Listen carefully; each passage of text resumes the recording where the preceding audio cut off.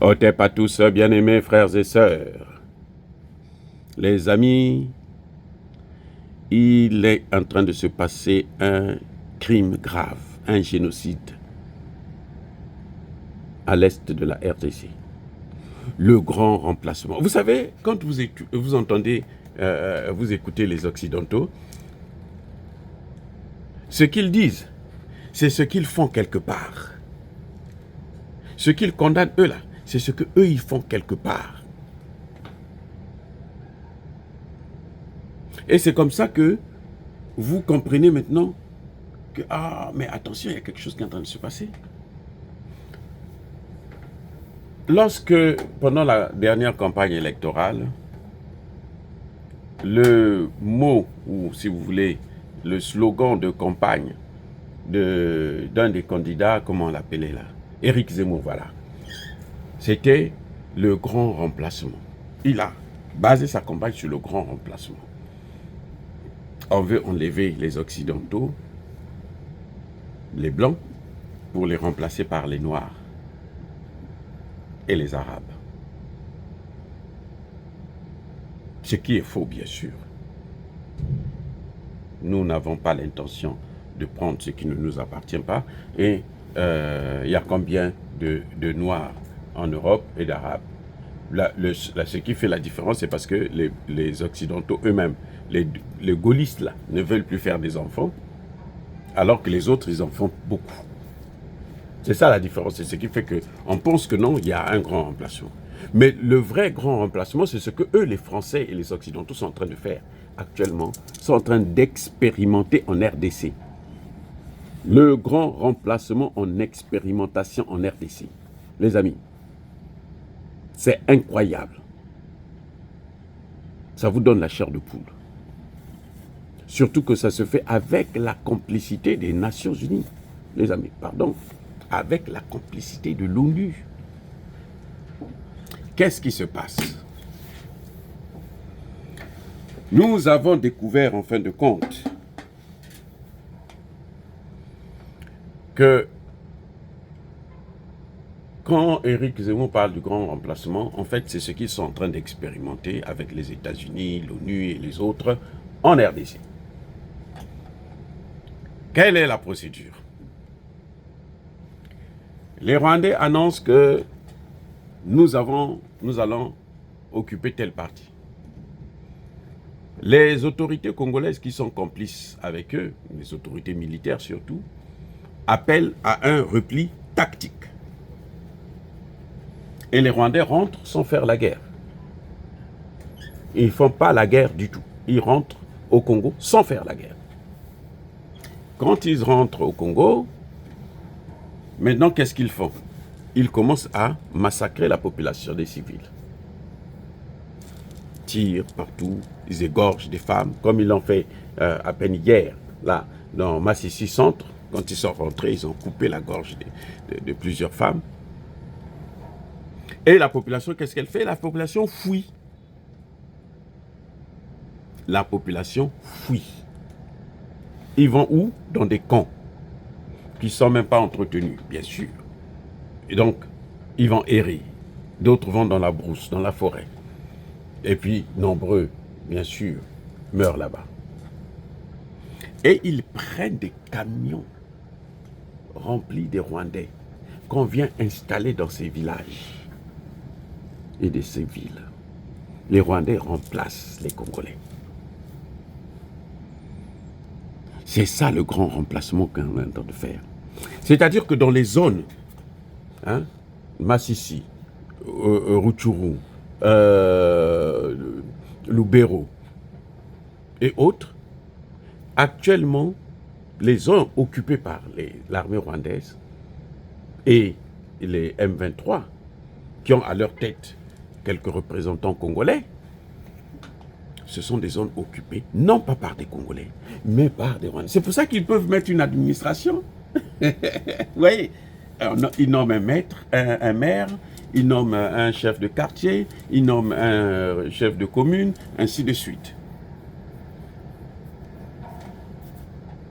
Ce ne sont plus des Congolais qui sont là-bas, ce sont des Rwandais. C'est pour ça que vous voyez que les Nations Unies, quand chaque fois que l'armée congolaise veut monter, les Nations Unies interviennent, les États-Unis interviennent pour dire non, non, non, non, calmez-vous. Parce que ces zones ne sont plus habitées par des Congolais, mais par des Rwandais. En tout cas, en grande majorité. Vous avez de ces quartiers, de ces villes, de ces villages où 90%, 95, 98% des habitants sont rwandais. Et les Congolais sont dans les camps de concentration. J'appellerais ça camp de concentration, ils sont abandonnés à eux-mêmes. Les amis, il faut que chaque Congolais, chaque Africain puisse le savoir. On ne peut pas construire l'Afrique dans ces conditions où il y a des gens qui viennent chez les autres pour prendre ce qu'ils ont. Si nous voulons construire l'Afrique, chacun doit travailler sur son sol à lui. Parce que tout pays, Dieu qui a donné le pays, là, a donné aussi des richesses. Il faut seulement savoir comment il faut faire pour développer ces richesses-là. Mais si vous suivez les techniques des Occidentaux, qui sont là à aller neutraliser, tuer les gens pour prendre leurs biens, pour piller, pour voler et tout, ça c'est autre chose. Ça, ce n'est pas ce que Dieu veut. Tout pays là, en Afrique là, a des potentialités pour se développer. Pourvu qu'il réfléchisse, qu'il demande à ce même Dieu là de lui montrer la méthode à suivre. Ce n'est pas en neutralisant, en venant voler les terres et chasser les propriétaires qu'on va réussir. Les amis, ça ne peut pas continuer comme ça. Donc, en ce moment, c'est ça qui est en train de se passer. C'est pour ça que vous voyez que parfois, il y a des difficultés. L'armée a des difficultés. Il y a des problèmes de trahison au sein de l'armée congolaise, les FARDC. Parce que Kabila, ce qu'il a fait, c'est que pendant les 18 ans, il n'a fait que recruter des Rwandais dans cette armée. Il n'a fait que recruter des Congolais qui travaillent pour Kagame dans cette armée. Et c'est ça que Tshisekedi a hérité. C'est un fardeau lourd qu'il est en train d'essayer de corriger. Mais il n'est pas aussi optimiste. Et puis, de toutes les façons, ce n'est pas évident de le faire. Parce que ceux-là qui contrôlent l'armée, ce sont ceux qui assurent aussi sa sécurité. Donc, s'ils veulent le neutraliser, ils vont le neutraliser. Et c'est ça qui fait la difficulté. Je vous dis, actuellement, il y a un grand remplacement qui est en train de se faire à l'est de la RDC dans le Kivu. Notamment dans le nord Kivu. Et si les gens ne prennent pas attention, si les gens ne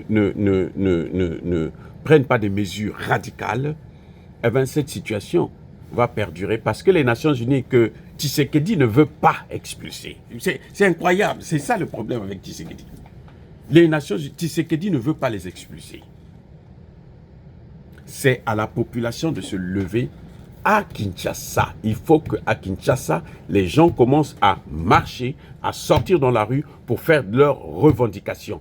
Demander le départ des Nations Unies.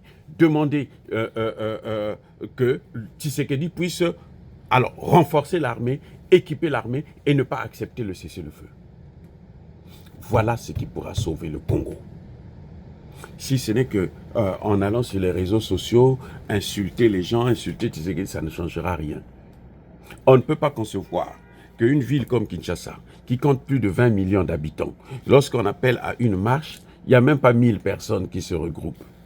Mais vous croyez quoi? Parce que vous êtes à Kinshasa, il n'y a pas la guerre, mais ça viendra. Mais le Congo-Brazzaville, on est en train de voir que les Rwandais sont en train de rentrer au Congo-Brazzaville, mais c'est pourquoi? Vous croyez que c'est pour le Congo-Brazzaville, mais c'est pour Kinshasa. Parce que pour mieux avoir l'Est de la RDC, parce qu'ils sont en sécurité s'ils sont dans le Kivu. Le Congo est à plus de 2000 km, je crois, si j'ai bonne mémoire.